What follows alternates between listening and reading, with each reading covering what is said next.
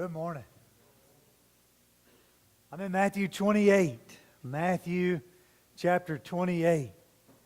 I just feel like I need to say this. I hope we don't need this, but please be reminded that in the event of an emergency, those doors are still available. It'll be a very nasty trek, but at least you'll be away from the emergency, okay?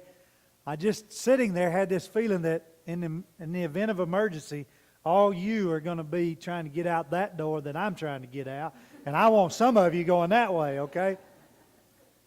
I just felt like that needed to be said. I know that we are not using them for normal use, but hopefully soon all of that will be completed and we'll be able to use them again, and it'll be very nice. But now we are using these for normal use, but obviously if we did have something bad that we needed to evacuate the building, we could go out that way, although you might have to open an early Christmas present if it's a new pair of shoes after you got to your car. Matthew 28, we have gone from the dark day of death to the bright morning of breaking free. We've gone from some of the darkest, gloomiest, heaviest, emotional, packed hours of crucifixion and death and dying and innocence being killed like a thief, like a criminal, like a murderer. The Holy One of God hanging by metal pegs to the point of being speared in the side, to the point of being taken down from that cross and buried in a tomb, to now we have this bright breaking of day into this new beginning of life. Depending on where you end the Sabbath, if you end it at 6 p.m. or if you end it at midnight, as we do now. If you ended at 6 p.m., I arrived home last evening after the Sabbath. It was 71 degrees when I got home. It was just after dawn on the first day of the week that I arose to 28 degrees, right? Maybe you did the same. Matthew 28 and verse 1 gives us those time markers. It was after the Sabbath. If perhaps you ended at 6 p.m., it was late in the evening, but notice that the next reference we have is the dawning of day. As you read through Mark and Luke's account of this resurrection scene, you'll find them referencing that it was, Mark references that it was still dark outside, and so it wasn't even quite daylight yet, but it was very early in the morning, just before and perhaps into the dawn, into the rising of the sun on the first day of the week, the Sabbath having been completed. That Mary Magdalene and the other Mary, we see these women, don't we? What an amazing blessing. What a wonderful privilege. What an awesome creation. How magnificent women are to the work of the church and to the ministry. And it just breaks my heart that any society would treat women any lower than any other humans. And yet I know in this society they did. They treated women very awfully and they were disrespected in a lot of ways. And some have referred to them as second-class citizens. And yet what I find when we read our Bibles is that it's oftentimes women who are in the right place at the right time where men should be. And I realize that eventually Peter and others will come to the tomb and they'll see this, but it's interesting to me that early in the morning, according to Matthew 28, verse 1, we have women. We have women traveling to the tomb. No doubt they're traveling there for the purpose of taking care of the body and providing the spices and the ointments and different things that would be needed along the way to help with the decaying process and all of that. This was before the time of embalming and those things that we have today.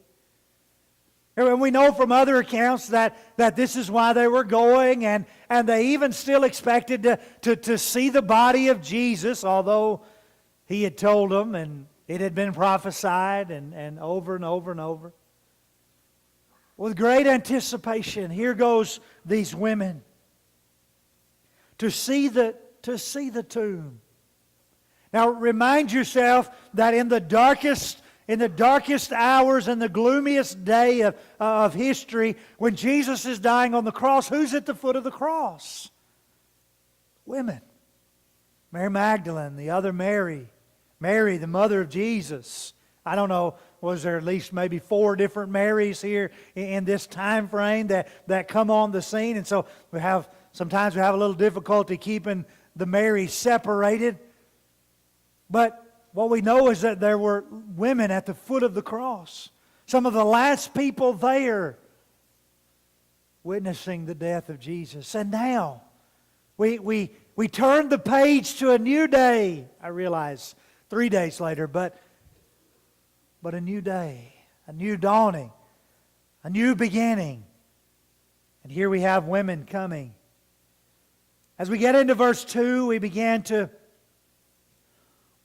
see the events that surround and kind of give all of this somewhat of a natural feeling, yet we know that all of this is supernatural. We know that all of this is divine in nature. This is not some human phenomenon, but yet interestingly enough, we have in verse 2 the earthquake. We have the earthquake, and then in verse 2 we have the angel coming. And you know, in my mind, I almost want to ask, why didn't the earthquake move the stone? You see, you have this natural phenomenon, which, by the way, occurred, if you rewind back to the darkest, gloomiest day, the day of Jesus' death. What occurred right after He gave up the Spirit? The earthquake. The rocks split. The tombs were open. You remember that? In my mind, I'm thinking, okay, God, just roll this stone out of the way with this earthquake. It's just a natural phenomenon that occurs. And it would only be natural for the earth to shake in just the right proportion to move this stone back from the covering of the tomb. But that's not what the Lord chose to do. He chose to send an angel. He chose to have that angel, the supernatural part of this, the divine part of this, to move the stone back and then to sit on it. Now, if you read Luke's account, Luke 24, beginning in verse 1, would give us 2 angels on this scene. Matthew only mentions one, but remember that just because he doesn't mention 2 does not mean that there's a contradiction and that there weren't 2. Certainly there could have very well, and if Luke records 2, I would suggest to you there was in fact 2. Maybe only one spoke, right, to these women. But we do know that this angel was in the appearance as lightning, clothes as white as snow. I almost had a live living illustration right outside, right? Got real close this morning, didn't I? To having white as snow, right? Well, we don't have to see it to realize that snow is very, very stark white. Of course, the emphasis here is not upon the color, but what the color means, and that is purity and holiness and godliness and divine in nature, coming down from heaven, the purest form, appearance like lightning, clothing white as snow. And the guards become fearful and they tremble. And verse 4 is just kind of ironic to me, that they become like dead men. Now I realize that it's a simile, right? You English people out there that I know nothing about, it's a comparison using like or as, if my memory serves me correctly. So I realize that they're not dead, but it is a figure of speech to compare them like unto something. Now what's ironic about this for me? Here's what's ironic. Mary Magdalene and the other Mary go to find a dead man. But it ain't the guards. It's Jesus. They're going to find a dead man. That's who they're looking for. They're looking for a dead body in that of Jesus Christ, who by this time is anything but dead. Right? He's alive. So the very one they're looking for to be dead is no longer dead. The ones who were alive, well, now they're in some state likened unto a dead man. And so for me, that is very ironic there in verse 4. But the angel said to the women, verse 5, "Do not be afraid, for I know that you seek Jesus who was crucified. Do not be afraid, for I know that you seek Jesus who was crucified." These women come, and as the stone is rolled back there, as the angel appears on the stone, as these guards begin to react like they did, like dead men, immediately there's there's something going on here that is unexplainable to these women. I'm convinced that by this point they begin to tremble and to be afraid of, well, what's happening here? What is going on? And the angel, sensing that, says, "Be at peace. Be comforted. It's okay. Don't worry. It's everything's all right." With those words, no doubt a sense of relief comes over these women. I know who you seek. I know what's happened to him, but let me tell you where he's at now, verse 6. Because he's not here. And if you just stop right there, and the angel says, "He's not here." Oh no, where'd he go? Who got him? Who stole him? We knew that was going to happen. We knew somebody was going to steal him. We knew somebody would come and get this body and take this body and idolize it. Who let this happen? And then the next phrase that the angel says in verse 6, "He has risen." Nobody stole him. His body's not being idolized somewhere on a table somewhere in a glass box. His body's not being mummified so that it can be buried in a pyramid somewhere. No, he's risen. His body's not here because he has been raised, and it is passive. He has been raised. He didn't do it by his own power. It was done by the power of the Father of God. He has been raised, as he said. You want to see where he was laying? Well, just come right on in and look for yourself. Then, after you've looked, don't stay here very long. Take a quick peek. There it is. There's a rock laying there that was a flat rock that the body lay. It's no longer laying there. It's gone. As a matter of fact, Luke tells us that the articles were laid there. The burial garments were laid there, properly folded and neated. He didn't just jump up and run out. It was all well prepared and well staged for his departure. After you've seen that, go quickly. Tell his disciples that he's risen from the dead. He's going before you, verse 7, to Galilee. There you will see him and see what I have told you. And so they departed, verse 8, quickly from the tomb. Notice the fear. Notice the reverence. Notice the respect. Notice the great awe that they depart in, and also joy. Notice the excitement. Notice the gladness. The joy that they have. Great joy. And they run. They run to tell the disciples. The adverb, quickly, go quickly. Come and go quickly, go quickly. And they went quickly. And they ran. There's three references there to the speed of which the angel commanded them, and then they respond. They go quickly. They ran. Along the way, verse 9, Jesus meets them. And He says, greetings, rejoice, celebrate, be happy. Hello, it's me. And at that word, they take hold of His feet and they worship Him.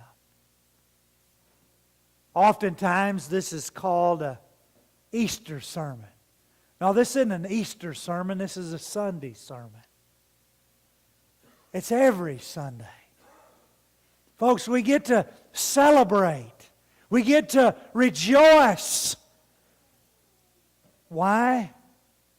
Because of this. Because of this occasion. Because of this story. Because of this happening. Because of this event. I oftentimes go back to my childhood question of my dad. And I remember myself looking at my dad and saying, Dad, what is more important? The birth of Jesus, the death of Jesus, or the resurrection of Jesus? This was back when I was wanting to be a lawyer, right? So I liked putting people on the spot. You know, ask them the hard questions and give them answers that, they can't answer, right? I didn't realize I was putting my dad, I wasn't intentionally putting him on the spot. But I'd ask him a question and I still remember his answer. His answer was, son, all three. Because that's what it took. That's what it took. And so I'm very familiar with the birth story of Jesus. And what an amazing story. What an awesome story. And if you want to highlight that story and we want to talk about it, well, let me tell you, we did. Way back yonder in January of this year when we started the book of Matthew. Way back yonder, 12 months ago. Almost seems like a blink of an eye, don't it? You want to talk about the death scene of Jesus? That's an amazing story. We did that just last Sunday. What we talked about is crucifixion and how significant and all of the details surrounding His death. We actually led up to that for about 3 weeks. But then we covered it.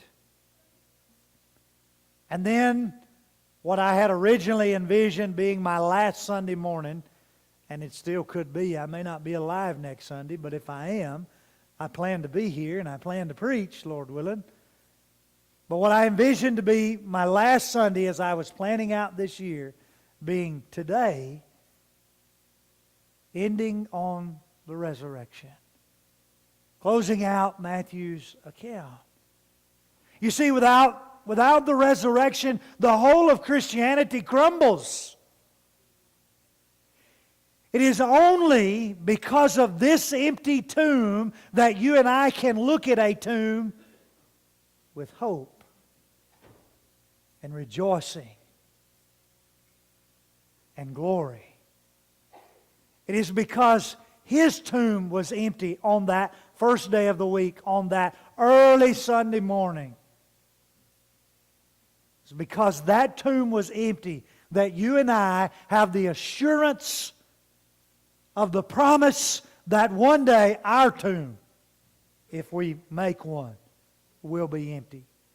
And those who have already made a tomb, that their tomb will be empty. Because there will be a resurrection. It's because of this resurrection story that you and I can look forward to our own resurrection story. And I've got to be honest with you. I want to look forward to my resurrection story with hope and with joy, with excitement. And so how can I do that? Well, as I go back in the text, the answer is pretty simple.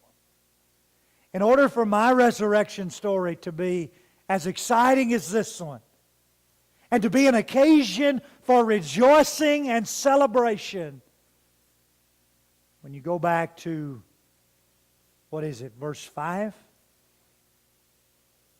The first thing that jumps out at me is these women were seeking Jesus. If you want to have a successful resurrection story, you must be seeking Jesus.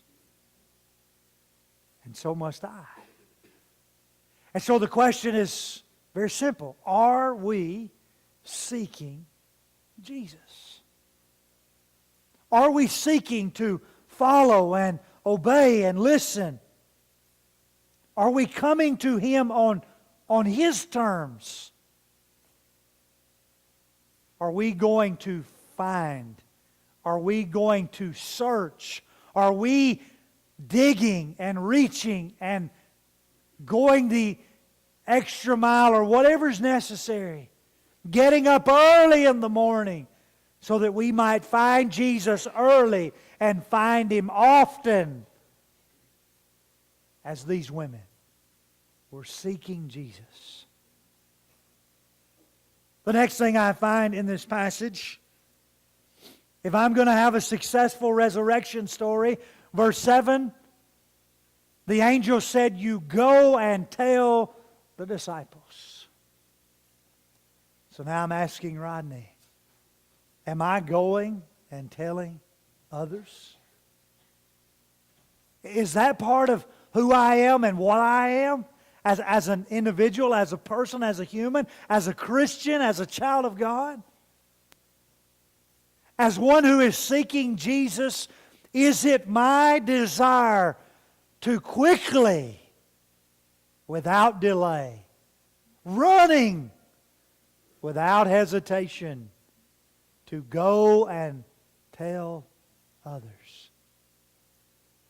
I realize that this time of year people want to hear more about the birth story of Jesus, but I'm telling you that what they really need to hear is this story. Because as I go back and analyze my question, do you realize that Jesus could have been born in a manger in Bethlehem by the Virgin Mary and you still be lost? And so too me.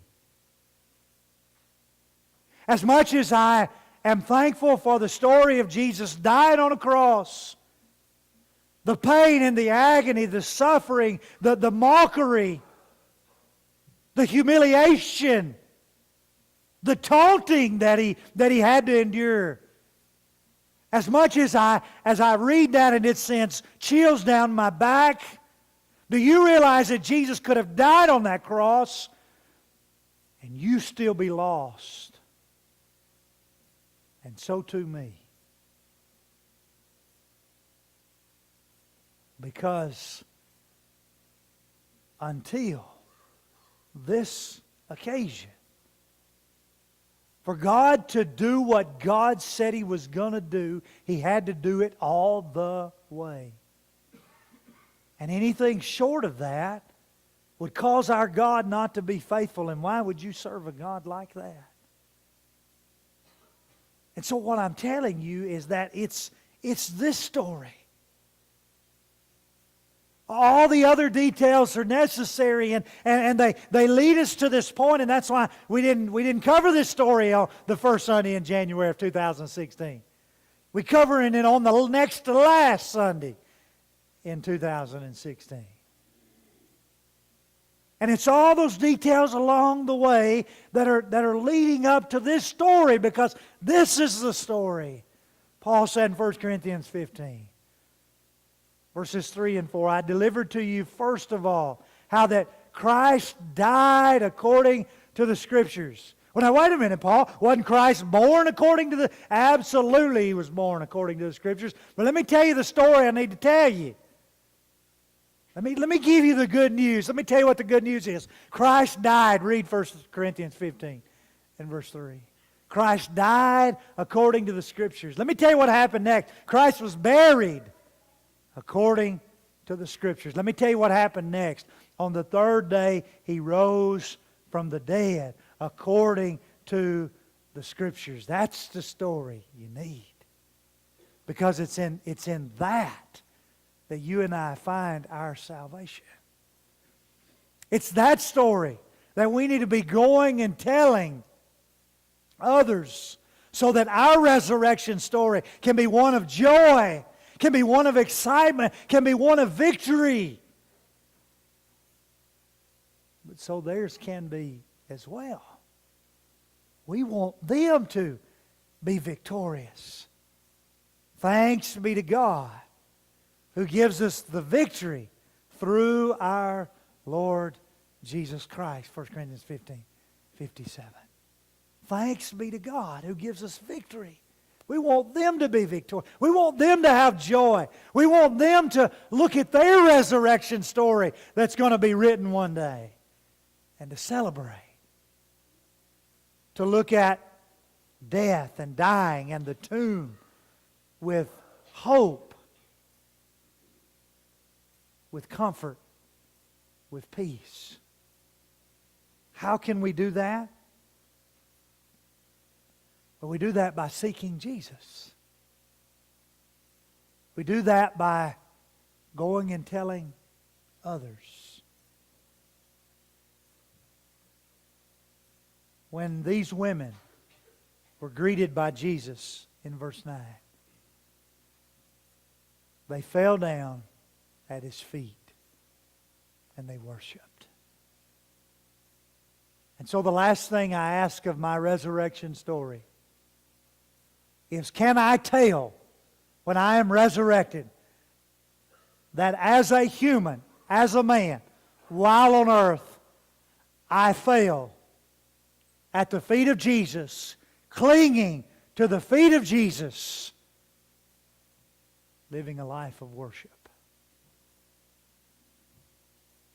If I can, if you can, then I think the resurrection story will be pretty good. It'll be a lot like this one. It'll be a story of celebration, a story of triumph.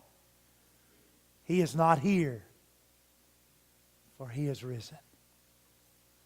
And Jesus told the disciples there in John 13 that after this occasion had occurred, after the resurrection, He told the disciples, if you'll lift me up, I'll draw all men unto myself. And where I am, there you may be also. And then He went on in chapter 14 and He made this promise. I go to prepare a place for you, and if I go, I will come again and receive you unto myself, that where I am, there you may be also. Of all of the things that we learn from the story and the life and the living on earth of Jesus, the last thing I want to leave you with, and don't ever forget this, when Jesus makes an appointment, He keeps it. He keeps it. He made an appointment to be born in Bethlehem in a manger by a virgin. He kept it. There was an appointment made for Him to hang on pieces of wood by square pegs and to die the death of a criminal. He kept it.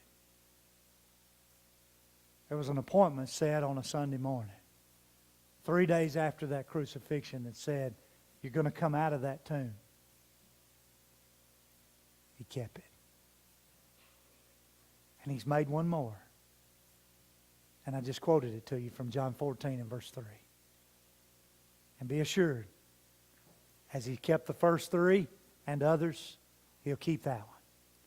He's going to come back. You be ready when it happens, so that your resurrection story can be one of joy and celebration and excitement. And as you sit there right now, and as you stand in a moment to sing, the last line of this song says, I believe He's the answer for me. He's the only answer. He's the only answer to a good resurrection story. I want you to have a good one. And as you live right now, if it's not a good one, can we help you? As together we stand and sing.